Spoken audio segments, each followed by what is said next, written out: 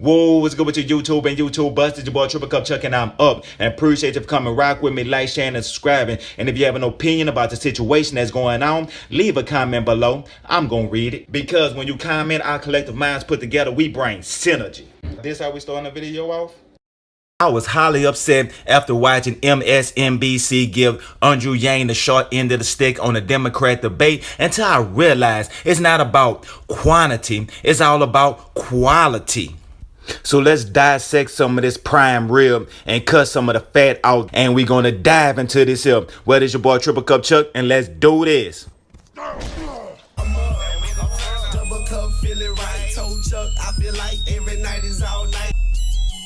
Status. You've never served in the military or in government. What has prepared you to respond to a terrorist attack or a major disaster?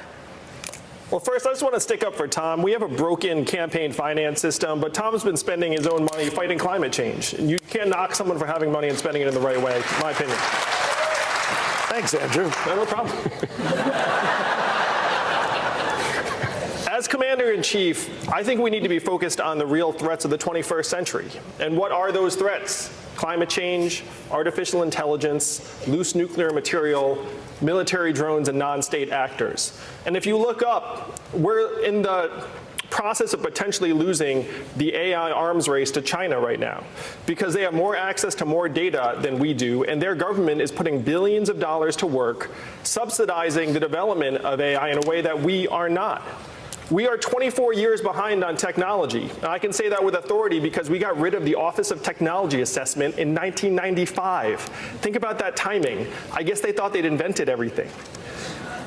The next Commander-in-Chief has to be focused on the true threats of tomorrow. And that's what I will bring to the table as Commander-in-Chief. There are only Can't you just feel it in your bones when Andrew Yang was speaking about the numbers and how actually that terrorist attacks are going to actually work in the 21st century, and how the other candidates sound like cavemen throwing rocks and sticks, and Andrew Yang trying to explain and the world could actually understand what he talking about is 21st century threats that we have, that we actually going to have to evolve, that most of the other candidates don't even know how to work Facebook, Twitter, seeing emails and going through this. And how could they prepare for any type of cyber attack? Like right now, people, I just want to say, like in my home, I live in Baton Rouge. We under some type of ransom attack where it's supposed to be messing up, like when people trying to get go to the DMV to get their driver's license and the SNAP office. It's a whole bunch of things that's going on. I do not have all the details about it, but I just would like to just bring awareness to that, and appreciate y'all for showing y'all love and support for all of my people that rock with me, that's out there in the Yang game. Well, we're gonna continue this here, and let's see what Mo Andrew Yang has to say, because he nailing it. There are only two countries in the world that don't have paid family leave for new moms: the United States of America and Papua New Guinea.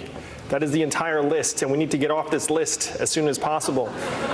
I would pass paid family leave as one of the first things we do. I have two kids myself who are 4 and 7, one of whom is autistic and has special needs, and it's breaking families' backs. We need to start supporting our kids and families from the beginning, because by the time they're showing up to pre-K and kindergarten, in many cases they're already years behind. Studies have shown that 2/3 of our kids' educational outcomes are determined by what's happening to them at home. This is stress levels, number of words read to them as children, type of neighborhood, whether a parent has time to spend with them. So we need to have a freedom dividend in place from day one, $1,000 a month for every American adult, which would put, in many cases, $2,000 a month into families' pockets so that they can either pay for childcare or, if they want, stay home with the child. We should not be pushing everyone to leave the home and go to the workforce. Many parents see that trade-off and say if they leave the home and work, they're going to be spending all the money on childcare anyway. In many cases, it would be better if the parent stays home with the child. And he exactly right. Childcare is actually more expensive than what a person would actually go to work to make. So you paying more for somebody to watch your child than you actually making. if that make any sense in some case scenarios. But what he was saying about a jump start, how beautiful this is like with a child. If everybody getting $1,000 a month, a child is only subject to what they see. So they mimic what they see. So if they seeing people getting money and they seeing business people starting their own business, a child will start being more creative because they have more things to see that they are capable of doing. So once you being able to be seeing like, okay, I stay in a house and I see a lot of people are doctors and lawyers. Of course, I can say it's a possibility I can be a doctor or a lawyer, and I'm looking at from what Andrew Yang is saying, like 2/3 of a child learning is outside of the school, and that's true. But a lot of a child learning is not just about books. It's about being, you know what I'm saying, or what they say, street smarts and book smarts. So you got to actually make more than one type of wisdom to make the child to be more successful, because this new generation is going to take a lot more than being one-dimensional. Well, let's go ahead and continue with this here. Andrew Yang continue doing this thing. This is his highlights. Mr. Yang, if you win the 2020 election, what would you say in your first call with Russian President Vladimir Putin? It's a fun one. Well, first I'd say, I'm sorry I beat your guy.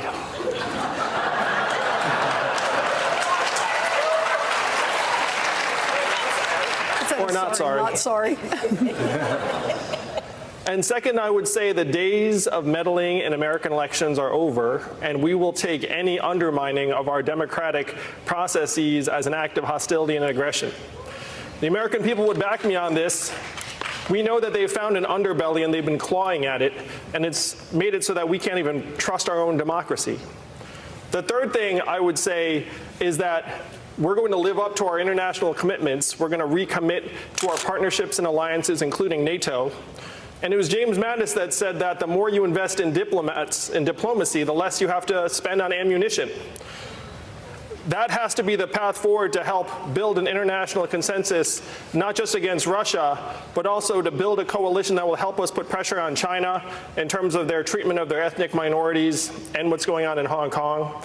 I want to propose a new world data organization, like a WTO for data, because right now, unfortunately, we're living in a world where data is the new oil and we don't have our arms around it. These are the ways that we'll actually get Russia to the table and make it so they have to join the international community and stop resisting appeals to the world order. Thank you, Mr. Yang. Rachel? Okay, shit. My. Andrew Yang, man.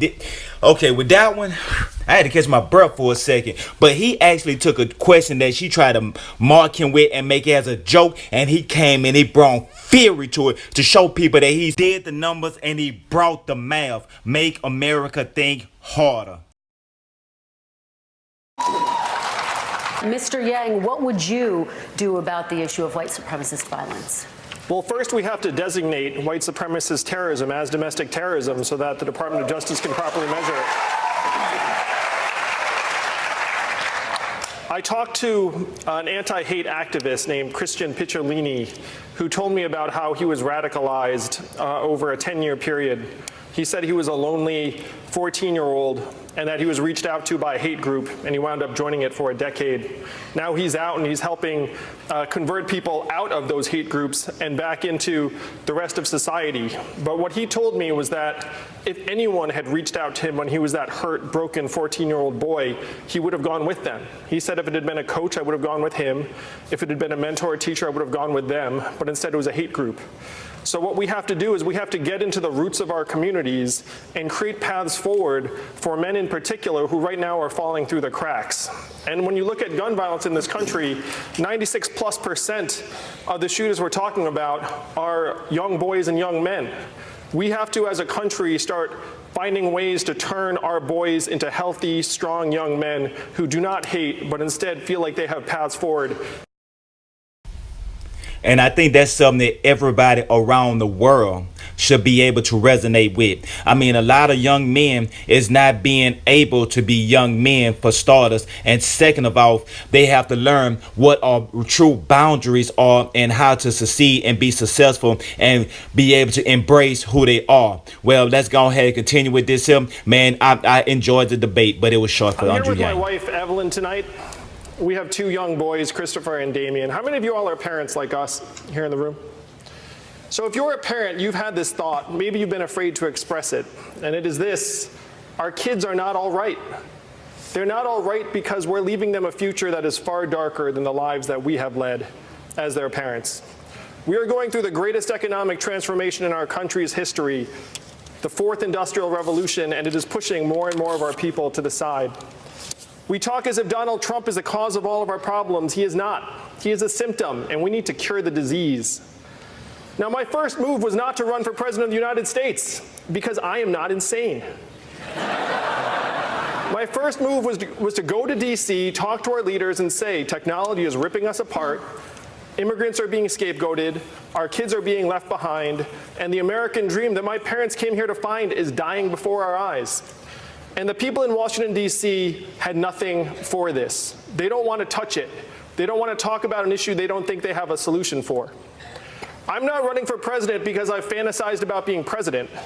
I'm running for president because, like many of you here in this room tonight, I'm a parent and a patriot, and I have seen the future that we're leaving for our kids, and it is not something I'm willing to accept. We need to create a new way forward for our people. If you want to join us in rewriting the rules of the 21st century economy, go to yang2020.com and make it so that we can look our kids in the eyes and say to them, and believe it, your country loves you, your country values you, and you will